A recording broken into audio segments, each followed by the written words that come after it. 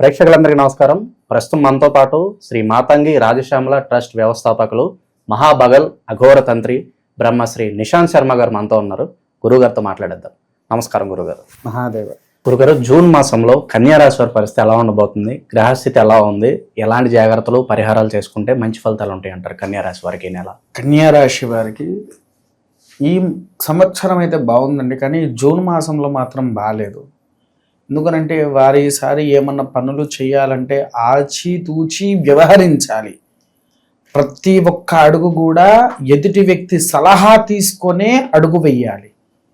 లేదు వీళ్ళ సొంత నిర్ణయాలు సొంత పెత్తనాలు కనుక తీసుకొని ఏదైనా చేస్తే వారికి చాలా నష్టము జరుగుతుంది. కన్యా రాశి వారికి ఊహించని నష్టాన్ని కూడా తీసుకొని వస్తుంది. ఒకటి. రెండవది ఏంటి అనంటే చిన్నపాటిగా ఆరోగ్య సమస్యలు. అది కూడా ఏంటి అనంటే కాళ్ళ దగ్గర మోకాళ్ళ చిప్పలు ఉంటాయి కదా, అది వయసులో ఉన్న వారికి కూడా అరగడం మొదలవుతుంది. లేని ఇబ్బందుల పాలు చేస్తూ ఉంటుంది. తర్వాత ఇంకో విషయం కూడా ఏంటి అనంటే ఈ యొక్క కన్యా రాశి వారికి ఈ జూన్ మాసంలో ఏదన్నా పని చెయ్యాలి అని అనుకుంటే దయచేసి ఆపేయండి. దయచేసి జూన్ మాసం తప్ప మళ్ళీ ఆగస్టులో మీరు ప్రారంభం చేసుకోవచ్చు. నూతన గృహప్రవేశం కానివ్వండి, లేదా వ్యాపార స్థాపితం కానివ్వండి, లేకపోతే ఉద్యోగంలో చేరాలి ఫలానా డేట్ తప్పదు కాబట్టి వెళ్లే ముందు ఈశ్వరుడికి పెరుగుతో అభిషేకం చేసి వెళ్ళి జాయిన్ అయితే తప్పు లేదు.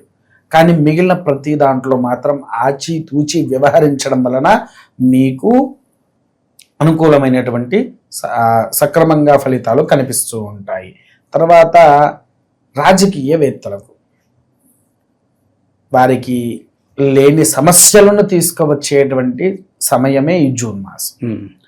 వారు అనుకున్నది ఒకటే అవుతే అక్కడ జరిగేది ఇంకొకటి అవుతూ ఉంటుంది. దానివల్ల ఏమవుతుందంటే వీరికి చికాకులు అనేది బాగా పెరిగి అందరి మీదికి గొడవకు కూడా వెళ్ళిపోతూ ఉంటారు ఒక్కొక్కసారి. అంటే ఇంటి వాళ్ళు కావచ్చు, ఫ్రెండ్స్కి కావచ్చు, మనకు తెలవకుండా మన శరీరం వాళ్ళకు గొడవలకు లాగేస్తూ ఉంటుంది. అదొకటి. విద్యార్థులు అంటారా, మంద బుద్ధి తయారవుతుంది, మంద బుద్ధిగా తయారైపోతుంది. చదువు కూడా సక్రమంగా సాగించలేక అస్తవ్యస్తాల్లో ఉంటారు. విన్నారా? వాళ్లకు చదువు కావాలి అనంటే తల్లి సుమారు ఒక 12 బుధవారాలు సరస్వతీదేవికి కఠినమైన ఉపవాసం ఉండాలి. ఉదయం నుంచి రాత్రి వరకు ఏమి తినకుండా ఉండి సాయంత్రం పూట సరస్వతీదేవికి అర్చన చేయాలి. అర్చన చేసి ఆమె తినో భోజనంలో ఉప్పు కారము కలవకూడదంటే పాలతో పెరుగుతో మాత్రమే తినాలి.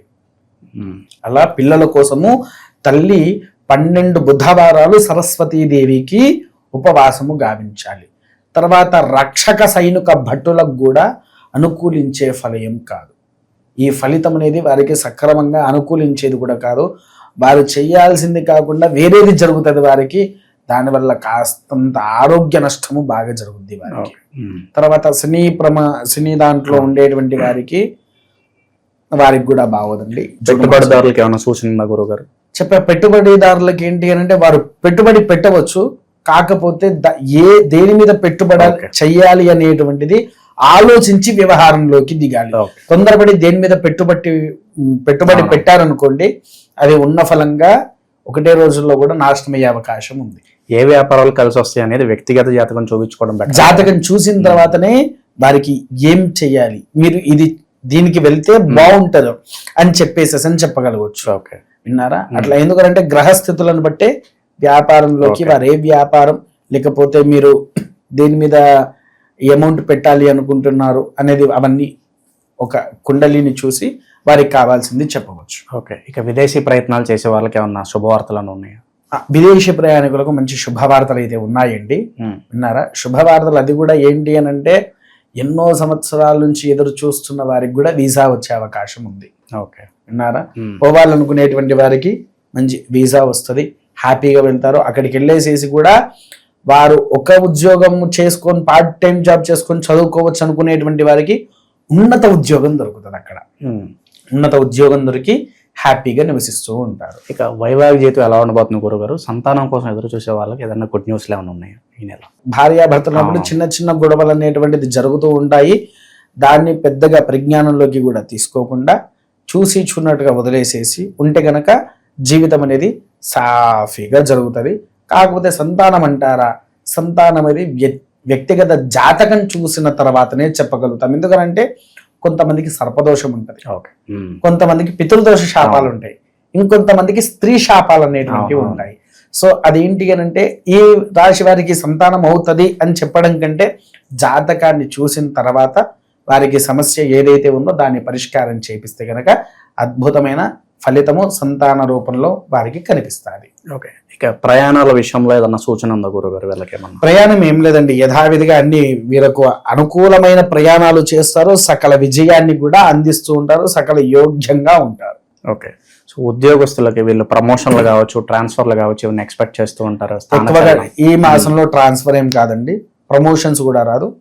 ఆగస్టు ఆ సమయంలో మాత్రం వచ్చే అవకాశం ఉంటది, అది కూడా ఆ మాసంది కాబట్టి ఇప్పుడు మనం పూర్తిగా తీసుకోలేము కాబట్టి అవకాశం ఉంటది అనే చెప్తున్నాను, పూర్తిగా అయితే కాదు. ఇదేంటంటే కొంచెం వీరికి కష్టకాలమైన మాసం. ఓకే, ఈ యొక్క మాసము వీరికి చాలా కష్టకాలం.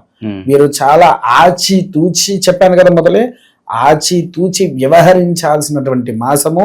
ప్రతి ఒక్క చిన్న విషయాన్ని కూడా పెద్దల యొక్క అనుభవాన్ని తీసుకొని వారు అడుగు పెడితే చాలా మంచి ఫలితాలు వారికి కనిపిస్తాయి. సో ఎదుటి వాళ్ళు వీళ్ళని నమ్మించి మోసం చేసే పరిస్థితులు కూడా ఎక్కువగా ఉన్నాయి. సో మరి ఎలాంటి పరిస్థితులు ఉన్నప్పుడు గురుగారు ఎలాంటి రెమెడీస్ వీళ్ళకి అవసరం అంటారు ఓవరాల్గా ఈ నెలలో? మరి వీళ్ళకి వీరు ఈ మాసము ఎక్కువగా ఏదైనా దేవాలయంలోనైనా దేవాలయం కంటే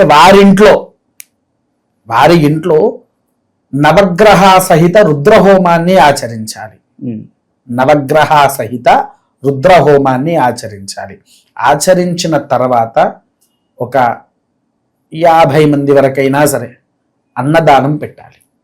ఒక 50 మంది వరకైనా అన్నదానం పెడితే వారికి ఉన్నటువంటి మంచి ఫలితాలు కూడా వారి ఇంటికి వచ్చేసి అతనికి కావాల్సినటువంటి సక్రమైన జీవితాన్ని కూడా అందిస్తుంది. ఓకే, ఇక దానాల విషయానికి వస్తే ఎలాంటి వస్తువులు దానం చేస్తే బాగుంటుంది అంటారు గురుగారు? దానాల విషయంలో అండి వీరు ఎక్కువగా మన దుర్గాదేవి కానివ్వండి, శ్రీచక్రం మీరు వినే ఉంటారు, పేరు ఎప్పుడైనా విన్నారా? శ్రీచక్ర ఆరాధన అంటాం. ఏదైనా దేవాలయానికి శ్రీచక్రాన్ని దానము చేస్తే విశేష ఫలితం వారికి వస్తుంది. ఒక మంచి పెద్ద శ్రీచక్రాన్ని చూసి ఏదన్నా ఆలయంలో ఇస్తే దాంట్లో ఇంకొకటి ఏంటంటే మెటల్ది కాకుండా స్ఫటికంది కానివ్వండి, మరకతంది కానివ్వండి, మరకతందైనా స్ఫటికందైనా దానము చేస్తే విశేష ఫలితాలు లభిస్తాయి వారికి. ఓకే, సో ఓవరాల్గా జూన్ మాసంలో కన్యా రాశి వాళ్ళందరూ కూడా ఏ విధంగా ఉండబోతుందో చాలా బాగా వివరించారు గురుగారు. ధన్యవాదాలు గురుగారు. మహాదేవ.